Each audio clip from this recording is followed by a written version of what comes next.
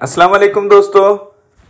अभी हम 10th class exam की तैयारी कर रहे हैं और मैंने आपको साइंस के कुछ वीडियोस इससे पहले भी प्रोवाइड किया हूँ। साइंस का एग्ज़ाम अभी होना आपका बाकी है। इसमें हम जो है साइंस में जो आपका सवाल नंबर 2 आता है साइंस फर्स्ट पेपर में, तो वो होता है साइंसी वजूहात पर। ठीक है, साइंसी वजूहात पर होता है। तो साइंसी वजूहात में कौन कौन से सवालात आ सकते हैं, मैंने अपने हिसाब से पूरे मजमून में से निकाला हो और मुझे उम्मीद है कि जो सवालात भी आएंगे वो इन्हीं में से होंगे।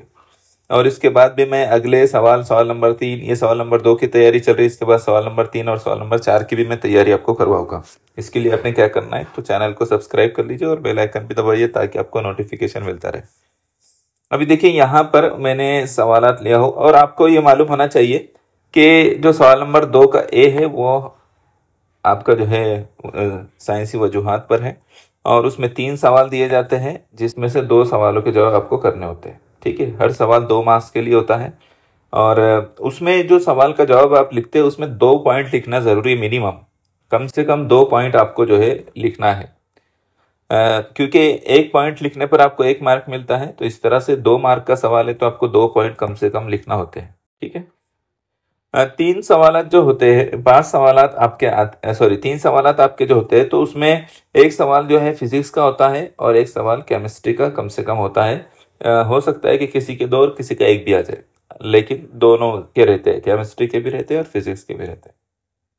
ठीक है, तो यहाँ पर हम शुरू करेंगे सबक नंबर 1 से। सबक नंबर 1 से कौन कौन से जो है सवाल साइंसी वजह में पूछे जा सकते हैं या इससे पहले पूछे गए हैं, उनको मैंने यहाँ पर जमा किया और इसे तमाम सबक में से कर दिया हो। ठीक है, तो यहाँ पर देखिए सकली कशिश वाले सबक में ये एक सवाल है कि एक जिस्म का वजन मुख्तलिफ सैयारों पर मुख्तलिफ होता है, वजह बयान कीजिए। तो एक जिस्म का वजन जो है मुख्तलिफ सैयारों पर मुख्तलिफ कैसे होता है, यहाँ पर उसको बताया गया है। देखिए यहाँ भी 2 पॉइंट्स में दिया गया है। ठीक है, आप जितने भी वजह वाले सवाल देखेंगे उनका जवाब 2 पॉइंट में आपको मिलेगा। पहली वजह देखिए, उसके पहला पॉइंट देखिए इसका वजह में, सैयारे की सतह पर एम, यहाँ स्मॉल एम से जाहिर किया हुआ है। ठीक है, कमियत वाले जिस्म का वजन, सैयारे की कमियत एम, कैपिटल एम से जाहिर किया गया इसको, कि रास्त तनासुब और सैयारे के निस्फ कुतर आर के मुरब्बे के माकुस तनासुब में होता है। आम अलामती सूरत में एक जिस्म का वजन, देखो इस इक्वेशन में उसको तैयार किया गया है। ठीक है, होता है एक दिए हुए जिस्म की कमियत W बराबर GMM अपॉन आर स्क्वायर, इस हिसाब से उसको तैयार किया गया। दूसरा पॉइंट, अब यहाँ पर एक इक्वेशन बना दी उसकी कि सैयारे की सतह पर एम है ना, एम कमियत वाले जिस्म का वजन, सैयारे की कमियत दी गई एम कमियत के रास्त तनासुब में है। ठीक है, वो दोनों तनासुब में है और सैयारे की निस्ब कुतर जो है उसके माकुस तनासुब में, तो बटे में चला गया। ठीक है, अब यहाँ पर एक दिए हुए जिस्म की कमियत एम मुस्तकिल होती है और जी जो है कशिश शक्ल है, ये जो जी दिखाई दे रहा है ये जी कशिश शक्ल का आफाकी मुस्तकिल है, ये भी मुस्तकिल होता है। तो फिर आगे क्या, मुख्तलिफ सैयारों की कमियतें जो है और निस्ब कतर इस तरह मुख्तलिफ होते हैं कि निस्बत एम अपॉन आर स्क्वायर सबके लिए यकसा नहीं होती। यानी जो मुख्तलिफ सैयारे की कमियत जो है ना एम, ये और उनका निस्ब कतर मुख्तलिफ होता है। इस वजह से एक जिस्म की मुख्तलिफ सैयारों पर वज़न जो है उनका मुख्तलिफ होता है। उसकी असल वजह क्या है कि सैयारों की कमियतें और सैयारों के निस्ब कुतर मुख्तलिफ होते हैं। हर सैयारे का एक जैसा होता है क्या? नहीं होता है। इस बिना पर जो है मुख्तलिफ सैयारों पर एक जिस्म का वज़न मुख्तलिफ होता है। ठीक है, शय का वज़न मकाम के मुताबिक बदलता रहता है जबकि उसकी कमियत हर जगह यकसा होती है। हाँ, अब ये सवाल दिया हुआ है, इसकी 2020 में भी ये आया था, तो वजह बयान करना है। किसी भी शय की कमियत, सवाल को समझना अच्छी तरह से ज़रूरी है। वज़न बदलता है लेकिन कमियत हर जगह यकसा रहती है। ठीक है, तो क्यों होता है ऐसा? तो किसी भी शय की कमियत उसमें मौजूद मादे की मिकदार है, जिस कदर मादा मौजूद है शय में वो उसका जो है उसकी कमियत है। तो जाहिर सी बात है मादा कम ज़्यादा होगा क्या? नहीं होगा, वो तो नहीं रहेगा। तो एक ही शय की कमियत हर जगह यकसा रहती है, इस वजह से वो कमियत जो है हर जगह यकसा रहती है। हाँ, वज़न एक शकली कुव्वत है। वज़न क्या है? एक शकली कुव्वत है जिसकी इकाई न्यूटन है। इस कुव्वत की इस कुव्वत की समत ज़मीन के मरकज़ की जानिब होती है और जो चीज़ मरकज़ से जितना ज़्यादा करीब रहेगी उसका असर पड़ेगा। मरकज के जानिब होती है।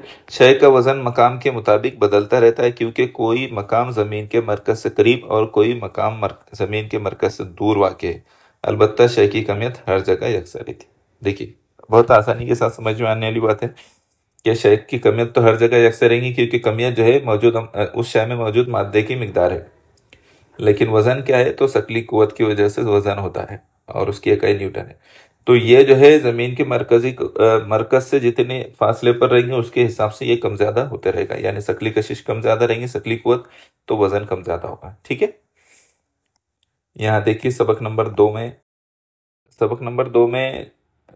2 जो है अनासिर की दोहरी जमात बनती है। इसमें कौन कौन से क्वेश्चन वजूहात के लिए आ सकते हैं या पहले आए हैं वो है। सिफर ग्रुप के अनासिर को शाज गैसे या रईस गैसे या नोबल गैसेस भी कहते हैं। ठीक है, तो ऐसा क्यों कहते हैं, तो यहाँ देखिए जो शाज गैसी अनासिर है, सिफर ग्रुप के अनासिर जिसको कहते हैं, यहाँ पर भी मेंशन किया गया है। तो उसमें जौहरों में जो है तमाम इलेक्ट्रॉनिक हॉल, जिनमें इंतहाई बैरूनी हॉल भी शामिल होता है, मुकम्मल तौर पर इलेक्ट्रॉन से पूर्ण होता है। वो जो इलेक्ट्रॉन से पूर्ण रहता है, उनकी इलेक्ट्रॉनिक तश्कील, दूसरा पॉइंट देखिए, उनकी इलेक्ट्रॉनिक तश्कील कयाम पजीर होती है, और इसलिए ये अनासिर ना अपना इलेक्ट्रॉन खोते और ना कबूल करते। यानी उनको इलेक्ट्रॉन की मजीद जरूरत नहीं पड़ती, कम रहेगा तो या तो देंगे या लेंगे।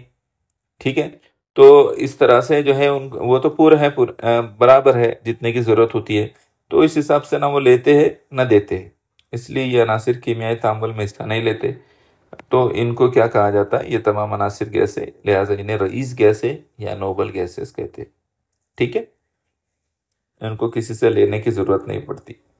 समझ में आया, आगे बढ़ेंगे। ग्रुप में ऊपर से नीचे की जानिब जाते हुए जौहरी निस्बत बतदरीज बढ़ता है। तो मैं थोड़ा स्पीड से लेता हूँ क्योंकि सब सबक के हमको लेना है। तो निस्ब कुतर से जौहर की जसामत का तयन होता है। निस्ब कुतर के जरिए से ही पता चलता है कि जौहर की जसामत कितनी है। ठीक है, तो एक ग्रुप में नीचे जाते वक्त नए मदार का इजाफा होता है, जिसकी वजह से बैरूनी इलेक्ट्रॉन और जौहर के मरकज़े के दरमियान फासला बढ़ता जाता है।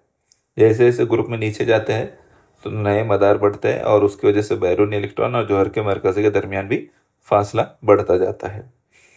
इन इलेक्ट्रॉन पर मरकज़े की जानिब से खिंचाव कम होता जाता है। जाहिर सी बात है, जब मदार बढ़ेंगे तो फिर वो मरकज़ की जानिब से जो खिंचाव रहेगा वो कम होता जाएगा, चूंकि वो मरकज़ से दूर जा रहे हैं। बस ग्रुप में ऊपर से नीचे की जानिब जाते हुए जौहरी निस्ब कुतर बतदरीज बढ़ता है।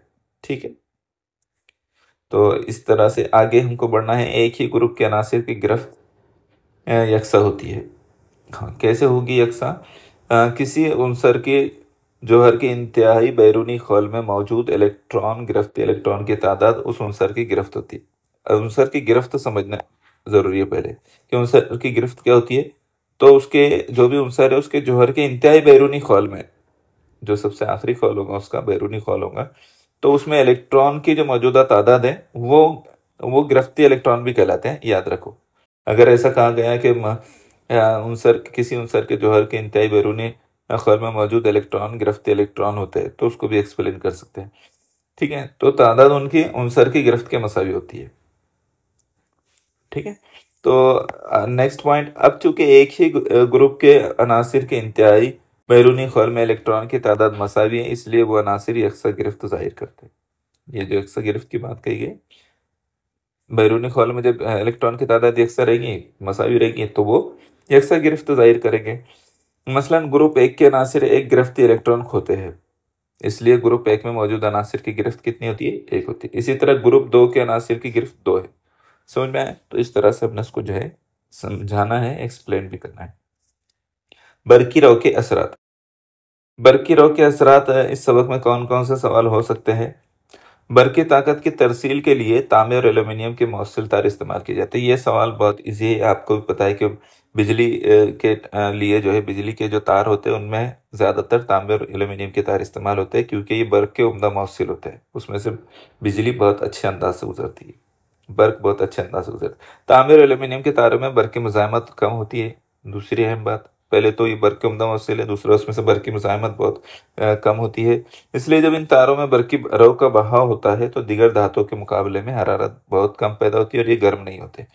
अगर दूसरे तारों से गुजारा जाए तो वो गर्म हो जाएंगे, लेकिन ये जो है तांबे और एल्यूमिनियम के जो तार होते हैं ये गर्म नहीं होते, इसलिए बरकी ताकत की तरसील के लिए तांबे और एल्यूमिनियम के तार का बेहतरीन साबित होते हैं। ठीक है, ये बात आपने याद रखना, दोनों पॉइंट उसके।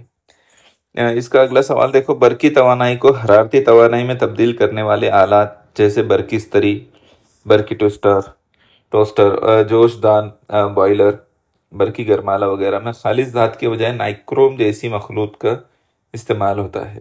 तो कैसे होता है ये, क्यों होता है मतलब, तो आपको मालूम होना चाहिए कि ये इन आलात को गर्म करने की जरूरत है। जैसे इस्त्री गर्म होंगी तो ही जो है वो काम में आएगी, जो इस्त्री गर्म नहीं होंगी तो उससे हासिल कुछ नहीं होगा, है ना, इसका मतलब वो बेकार हो गई। इसी तरह से बल्कि टोस्टर, जोशदान बॉयलर जो होता है, बल्कि गर्माना हीटर वगैरह जो होते हैं, तो ये सब, हाँ, तो इसमें नाइक्रोम क्यों यूज होता है, मखलूत है ये, तो ये क्यों यूज होता है इसकी वजह बताना है। बरकी तवानाई को हरारती तवानाई में तब्दील करने वाले आलात बरकी रॉ के हरारती असर पर मबनी होते हैं।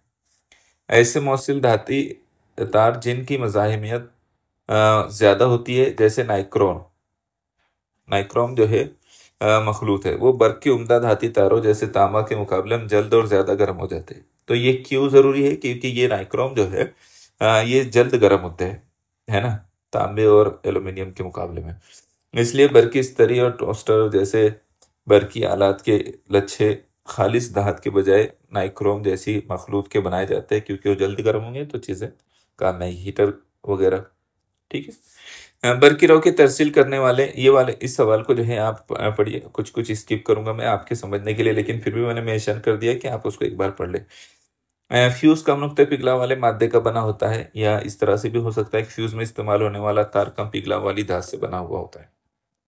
ऐसा क्यों होता है, तो फ्यूज ऐसी धात का बना होना चाहिए जिसका नुक्ते पिघलाव कम है। सबसे पहली वजह तो ये है कि नुक्ते पिघलाव कम रहना, ऐसी धात का बना होना चाहिए। बरकी दौर में बहने वाली ज्यादा कद्र बरकी रो को रोक कर फ्यूज तार बरकी आलात और बरकी दौर की हिफाजत करता है। वो ज्यादा बहने वाली, जो ज्यादा अगर बिजली बढ़ जाए तो चीजें उड़ जाती है, आपने सुना होगा घर में फ्रिज खराब हो गया, पंखा खराब हो गया ज्यादा बिजली आने की वजह से, तो फ्यूज इसको कंट्रोल करता है।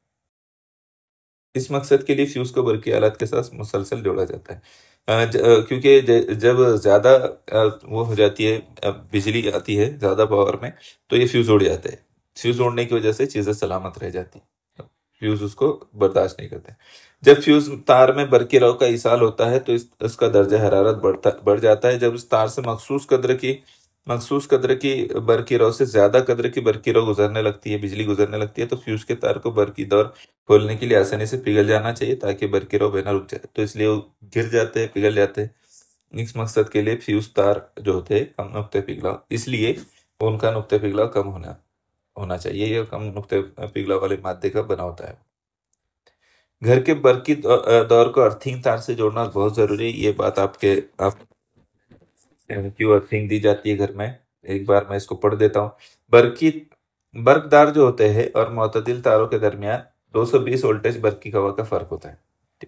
अर्थिंग तार को जमीन से जोड़ा जाता है। आलात की खराबी या बर्कदार और मोतदिल तार के ऊपर से प्लास्टिक का गिलाफ निकल जाने की वजह से दोनों तार एक दूसरे से चिपक जाते हैं। इनमें बहुत ज्यादा बरकी रव बहने की वजह से शदीद हरारत पैदा होती है, जिससे घर में आग लग सकती है। बरकी रव की कसीर मिकदार में बहाव को टालने और बर्क की झटके से बचने के लिए घर के बरकी दौर को अर्थिंग तार की जरूरत होती है। असल चीज यहाँ पर है कि बरकी रव के ज्यादा बहाव को, बिजली के ज्यादा बहाव को टालने के लिए और बिजली के झटके से बचने के लिए घरेलू तौर पर जो आता है, तो ये तार का जो है अर्थिंग का इस्तेमाल किया जाता है। ठीक है, टंगस्टन धात का इस्तेमाल बरकी बल्ब के लिए सोलिनाइड किस्म के लच्छे बनाने में किया जाता है। इसको दूसरे अंदाज में भी ये मार्च 2024 में आया था। बरकी बल्ब का फिलामेंट टंगस्टन धात का बना होता है, यानी जो लाइट में जो तार इस्तेमाल होते हैं उसकी बात चल रही। बरकी बल्ब का फिलामेंट का नुक्ता पिघला बहुत ज्यादा होता है। तो ये क्यों ऐसा होता है इसको बताना है। बरकी बल्ब का फिलामेंट से खारिज होने वाली रोशनी की शिद्दत का इन्हिसार फिलामेंट के उच्च दर्जे हरारत पर होता है। वो बल्ब उसी वक्त चमकेंगे जब वो जो है ज्यादा जो ऊंचे दर्जे हरारत पर होंगे। फिलामेंट में बरकी रो गुजार कर उसे पिघलाए बगैर ऊंचे दर्जे हरारत तक गर्म किया जाता है। तो वो ऊंचे दर्जे हरारत पर बाकी रहना, पिघलना नहीं उन्होंने, इसलिए ऐसे तारों का इस्तेमाल होता है ना। जिसको टंगस्टन धात कहते हैं, क्योंकि इसका नुक्ते पिघलाव जो होता है बहुत ज्यादा। टंगस्टन जैसी धात का नुक्ते पिघलाव कितना होता है? 3410 डिग्री सेल्सियस। तो इतने ज्यादा इस पर आप बिजली हमारी इससे कम में चलती है, इसलिए जो है लाइट जो है ब्लास्ट नहीं होते, लाइट जो है रोशन हमको नजर आते हैं, क्योंकि उसमें ये धात, अगर कोई दूसरी धात से उसके तार बने ना तो जल्दी से ब्लास्ट हो जाएंगे या चालू ही नहीं होंगे। इसलिए उसमें से बर्क की गुजर कर उसे बहुत ऊंची तपिश तक गर्म किया जा सकता है। इसलिए बर्की बल्ब के फिलामेंट में टंगस्टन धात से बने सोलेनाइड किस्म के लच्छे इस्तेमाल होते हैं। ठीक है, पांचवें सबक को देखिए, हरारत। हरारत, इस सबक में से हमने 4 सवाल निकाले हैं। उबलते हुए पानी की बनिस्बत उसी दर्जे हरारत की भाप से जले हुए जख्म ज्यादा तकलीफ होते हैं, ऐसा क्यों होता है? तो उबलते हुए पानी और बनने वाली भाप दोनों का दर्जे हरारत यकसा होता है ना। लेकिन भाप बनने के बाद दर्जे हरारत में तो इजाफा नहीं होता, लेकिन नुक्ते जोश पर पहुंचने के बाद भाप की हरारत की मिकदार में इजाफा होता रहता है। इस तरह भाप में मिकदार के लिहाज से हरारत की मिकदार ज्यादा होती है, इसलिए उससे जो है मिकदार के लिहाज से जो है हरारत की मिकदार जो है बढ़ जाएगी भाप में, इसलिए जो है भाप से जो जख्म लगता है वो ज्यादा तकलीफ दे होता है। यहाँ पर देखो, बर्फ का गोला बनाकर फरोख्त करने वाले बर्फ को घस कर उसके बारीक बुरादा नुमा टुकड़ों को हाथ से दबाकर गोला तैयार करते हैं। ये मौसम में बर्फ के गोले इस्तेमाल होते हैं, आपने उसका इस्तेमाल किया होगा और देखा भी होगा। बर्फ को घसकर उसके टुकड़ों पर हाथों से दबाव डालने पर बर्फ का नुक्ते पिघलाव 0 से कम हो जाता है। इसलिए बर्फ का कुछ हिस्सा पिघलकर पानी बन जाता है। गोले पर दबाव हटाने पर नुक्ते पिघलाव फिर से 0 हो जाता है और पिघला हुआ बर्फ बाज़ इंजमात की वजह से दोबारा बर्फ बन जाता है। इस तरह बर्फ के टुकड़े आपस में जुड़कर गोला बनाते हैं, है ना। उनका नुक्ता पिघलाव जो है 0 होने की वजह से वो गोला बनने में मदद करते हैं। सर्द ममालिक में सर्दी के मौसम में तालाब का पानी मुंजमद हो जाने के बावजूद उसमें आबी हैवानात और नबातात जिंदा रहते हैं। मुंजमद हो जाना बोले तो जम जाना, पानी बर्फ बन जाती है, फिर भी जो है उसके नीचे जो है नबातात और जो मछलियाँ वगैरह जितने जानदार होते हैं वो जिंदा होते हैं। तो ऐसा क्यों होता है? सर्द ममालिक में सर्दी के मौसम में जब फ़ज़ाई कुर्रे का दर्जा हरारत 0 डिग्री सेल्सियस से नीचे गिर जाता है तो तालाब की सतह पर बर्फ की तह बन जाती है। पानी के खिलाफ मामूल रवैया की वजह से उसके तह के नीचे 4 डिग्री सेल्सियस का पानी मौजूद रहता है। तह के नीचे जो है कितना रहता है? 4 डिग्री सेल्सियस। बर्फ हरारत का गैर मौसिल है।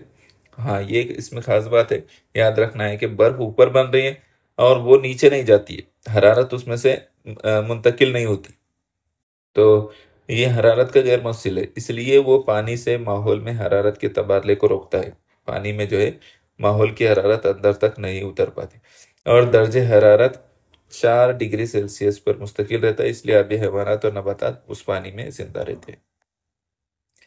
बीकर में बर्फ के टुकड़े रखे जाते हैं तो कुछ देर बाद उसकी बैरूनी सतह नम हो जाती है। ये बात आपको अच्छी तरह से मालूम है कि कोई भी बर्तन में आप अगर बर्फ के टुकड़े डालेंगे तो बाहरी सतह पर जो है नम पानी के जर्रात दिखाई देंगे। तो ऐसा क्यों दिखाई देता है? तो पानी, मौजूदा पानी के भाप से सैरशुदा हो जाते हैं वो, और इस वजह से वो भाप की वजह से और जो भाप की तकसीफ होती है और बीकर के सर्द बैरूनी सतह पर बारीक कतरात की शक्ल में फिर वो नजर आने लगते हैं, जमा हो जाते हैं। उसके बाद है इनराफ नूर। इसको देखिए, यहाँ पर देखिए, सूरज उफक पर नमूदार होने के बाद नाजिर को दिखाई देता है, यानी देखने वाले को, लेकिन वो 2 मिनट कबल ही दिखाई देता है। गुरूब आफ्ताब के वक्त 2 मिनट देर से गुरूब होता हुआ दिखाई देता है। ऐसा क्यों होता है? सूरज निकलने से 2 मिनट पहले हमको दिखाई देता है और सूरज गुरूब होने के बाद 2 मिनट तक दिखाई देता है, ऐसा क्यों होता है? ये पूछा गया है। हवा के मुतारिक होने और दर्जा हरारत में तब्दीली की वजह से हवा का इनेराफ नुमा मुसलसल बेतरतीब बदलता रहता है। ठीक है, हवा का इनराफ नुमा मुसलसल बेतरतीब होता है और बदलता रहता है। जमीन के अतराफ, जमीन के करीबी हवा ज्यादा कसीफ होती है, जैसे जैसे जमीन से ऊपर जाए हवा लतीफ होती जाती है। सूरज से निकली हुई नूर की शुआएं फजा में दाखिल होती है तो इनराफ नूर की वजह से उनका रास्ता खमीदा यानी कर्व हो जाता है। नाजिर को इनराफ नूर की वजह से ऐसा महसूस होता है कि शुआएं जहां से आ रही है वही सूरज है। ठीक है, वो कर्व होने की वजह से, इसलिए सूरज उफक पर नमूदार होने से पहले ही नजर आता है। इसी तरह गुरूब होते वक्त भी सूरज कुछ देर से गुरूब होता हुआ महसूस होता है। ठीक है, सितारे झिलमिलाते हुए दिखाई देते हैं लेकिन सैयारे हमें झिलमिलाते हुए दिखाई नहीं देते। ये मार्च 2020 में आया था सवाल। अभी हम इसको जो है समझेंगे।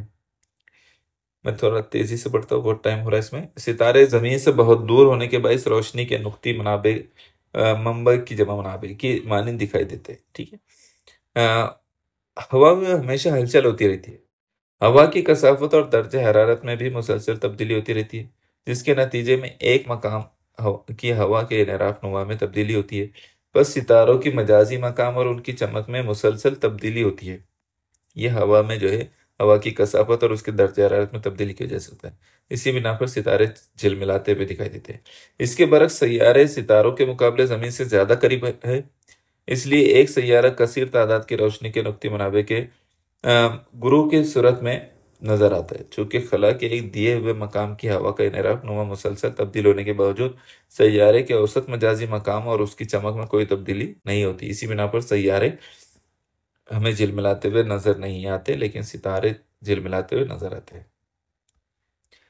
सितारे रात में झिलमिलाते हैं, ये भी उसी से मुताल्लिक है सवाल। इसको आप यहाँ पढ़ेंगे तो ये क्लियर हो जाएगा। एक बार उसको रोक कर आप पढ़ लीजिए। पानी में तिरछी निस्फ डूबी हुई पेंसिल मुड़ी हुई नजर आती है। ऐसा क्यों होता है? तो पानी में किसी सीधी पेंसिल के एक हिस्से को पानी में तिरछी डुबोने पर वो पानी की सतह से मुड़ी हुई नजर आती है, क्योंकि पानी में डुबोए हुए हिस्से से आने वाली शुआएं जब पानी यानी कसीफ वास्ते से हवा लतीफ वास्ते में आती है तो इनराफ के कवानीन के मुताबिक वो उमूस से दूर हट जाती है। इस वजह से उमूस से दूर हट जाती है इनराफ के कवानीन के मुताबिक। शुआओं का रास्ता तब्दील होने की वजह से डूबा हुआ हिस्सा पानी से बाहर की जानिब इनराफ की वजह से कदरे उभरा हुआ नजर आता है। वैसे भी हम पानी में देखें तो पानी की सतह थोड़ी उभरी हुई नजर आती है उसकी असल सतह से, इसलिए हमें पेंसिल का डूबा हुआ हिस्सा सीधा नजर आने के बजाय मुड़ा हुआ नजर आता है। इसके बाद के सवाल देखो। अद से के इस्तेमाल पर जो सवाल है, घड़ी दुरुस्त करने वाले सादा खुर्दबीन का इस्तेमाल करते हैं। क्यों ऐसा करते हैं? तो उसमें जो है वो मोहद्दिबत से इस्तेमाल करते हैं, क्योंकि उसके मोहद्दिबत से जो है उसको तकबीरी शीशा भी कहते हैं। जब जिस्म को तकबीरी शीशे मोहद्दिब अदसे के तुले मास्का के अंदर रखा जाता है तो उसका बड़ा और सीधा अक्स जिस्म के उसी जानिब बनता है जिस जानिब जिस्म होता है, यानी इससे जो है चीज बड़ी दिखाई देगी। ठीक है। जिस्म और रास्ते के दरमियान फासले को मुनासिब तौर पर तरतीब देकर वाज़ेह बिनाई के फासले पर बड़ा अक्स हासिल किया जा सकता है। इस तरह घड़ी सांस तकबीरी शीशे या सादा खुर्दबीन की मदद से घड़ी के मुहीन पुर्जे आंख पर बगैर दबाव डाले के, यानी बहुत बारीक चीजें भी जो है वो आंख पर बगैर दबाव के जो है वो देख सकते हैं। इसलिए घड़ी सांस घड़ी दुरुस्त करने के दौरान तकबीरी शीशा या सादा खुर्दबीन का इस्तेमाल करते हैं। कुछ लोग बुढ़ापे में दोहरे तुले मास्का के अस्य का इस्तेमाल करते हैं। दोहरे तुले मास्का का अस्य क्यों इस्तेमाल करते हैं बुढ़ापे में? तो उसकी वजह यह बताई गई है। बुढ़ापे में कुछ लोगों की आंखों में करीब नजरी के साथ साथ बैद नजरी का नुक्स भी हो जाता है। मुनासिब तुले यानी उनको करीब का भी सही से दिखाई नहीं देता और दूर का भी सही से दिखाई नहीं देता। मुनासिब ताकत या तुले मास्का के मकर अस्य के ऐनक इस्तेमाल करके करीब नजरी के नुक्स को दूर किया जा सकता है।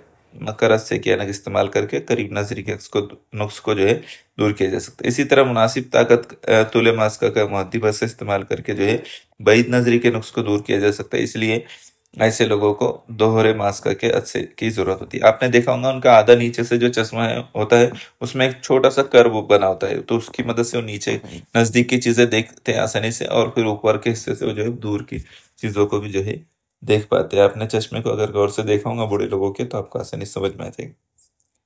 करीब नजरी के नुक्स वाला शख्स मकर अस्य के ऐनक का इस्तेमाल करता है। अभी मैंने आपको उधर बताया हो करीब नजरी का जो है मामला, वो जो है करीब की शय तो साफ देख सकता है, लेकिन उसका ठीक पर्दे शबकिया पर दूर की शय सही से नहीं देख सकता। करीब की तो बन जाती है पर्दे शबकिया पर अक्स, लेकिन दूर के अक्स के लिए उसका मसला होता है। तो मकर अक्सर क्या करता है, शुआ गुजरने के बाद उससे फैलती है। मकर अक्सर को फैलाने वाला सभी कहते हैं ना, तो इस वजह से वो चीजों को सही देख सकता है। ठीक है। बैद नजरी उसके बिलमुकाबिल बैद नजरी नुक्स दूर करने के लिए मुहद्दिब अस्य का इस्तेमाल करते हैं। तो आप इसको भी जो है आसानी के साथ समझ सकते हैं। ये पढ़ने के बाद बैद नजरी नुक्स रखने वाले शख्स को दूर की शय तो साफ नजर आती है, लेकिन क्योंकि दूर की शय का अक्सर ठीक पर्दे शबकिया पर बनता है, लेकिन करीब की शय जो है साफ देख नहीं पाता, क्योंकि आंख के गोले के नुक्स के सबब अक्स पर्दे शबकिया पर बनने के बजाय उसके पीछे बनता है। मुहद्दिब अस्य के जरिए शुआएं इसमें से गुजर कर सिमटती है। जब मुनासिब तुले मास्का वाले मुहद्दिब अस्य के ऐनक का इस्तेमाल किया जाता है तो करीब की शय से आने वाली शुआएं पहले मुहद्दिब अस्य में से गुजरने के बाद कदरे सिमट जाती है, और फिर जब ये सिमटी हुई शुआएं आंख के अस्य से गुजरती है तो वाज़े साफ अक्स ठीक पर्दे के ऊपर मिलता है। इस तरह करीब की शेप साफ दिखाई देती है। सिनेमा हॉल में पर्दे के बहुत करीब बैठकर फिल्म का मजा नहीं ले सकते, क्योंकि जब पर्दे से बहुत कम फासले से सिनेमा हॉल की तस्वीरें देखते हैं तो पर्दे से मुनाकिस होने वाली जो शुआएं होती है, नूर की शुआएं होती है, उसमें शिद्दत बढ़ जाती है। उसमें शिद्दत बहुत ज्यादा होती है। ये शुआएं देखने वालों की आंखों तक पहुंचती है। इस वजह से सिनेमा देखने वाला शख्स अपनी आंखों की पतली झिल्ली पर बहुत ज्यादा दबाव और खिंचाव महसूस करता है। इस तरह पर्दे के बहुत ज्यादा करीब से सिनेमा देखने का लुत्फ कम हो जाता है।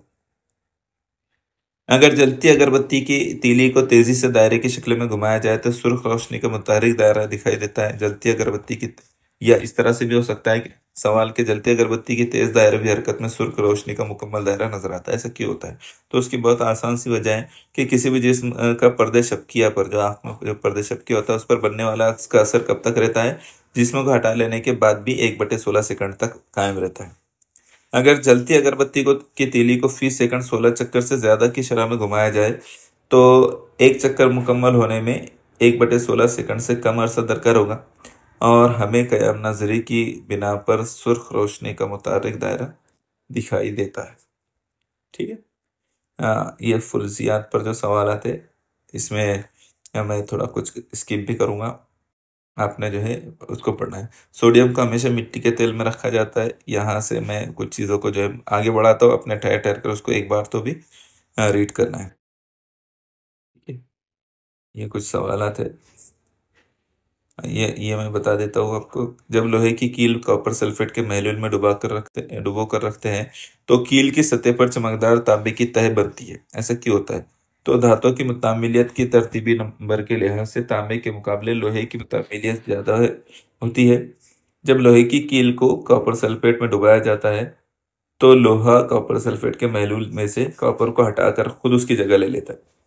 ठीक है। नतीजे में तांबा अलहदा होता है और ये तांबा लोहे की कील की सतह पर जमा हो जाता है, इसलिए कील की सतह पर चमकदार तांबे की तह बनती है। सबसे माइल हो जाने वाले तांबे के बर्तनों को साफ करने के लिए लीमू या इमली का इस्तेमाल करते हैं। ऐसा क्यों करते हैं? तो तांबा हवा की ऑक्सीजन के साथ मिलकर सिया कॉपर ऑक्साइड बनाता है। यह कॉपर ऑक्साइड हवा की कार्बन डाइऑक्साइड के साथ मिलकर कॉपर कार्बोनेट बनाता है, जिसकी वजह से तांबे की सतह हो जाती है।